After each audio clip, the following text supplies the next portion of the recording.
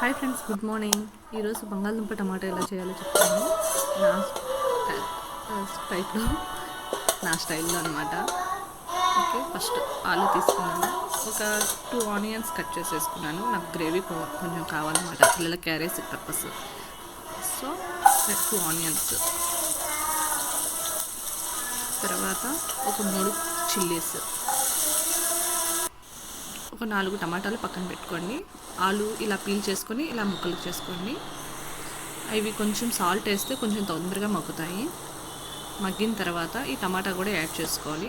అవి కొంచెం చాలా మెత్తగా ఉడికేదాకా ఉంచుకోండి. ఉంచిన తర్వాత కొంచెం పసుపు, ఒక స్పూన్ సాల్ట్ వేసుకోవాలి. అది కూడా వేగిన తర్వాత బాగా, అప్పుడు ఒక స్పూన్ కారం, ఒక స్పూన్ కన్నా తక్కువే పడతాయి వెజిటేబుల్స్లో, ఎందుకంటే కొంచెం సాల్ట్ కంటెంట్ ఉంటుంది కదా. తర్వాత ఒక చిన్న టీ గ్లాస్ వాటర్, అంతే. ఇవన్నీ సింపుల్ అండ్ ఒకటి వస్తే అన్నీ వచ్చేస్తాయి. ఓకేనా? ఇంకా అంతే, ఫినిష్. Thank you.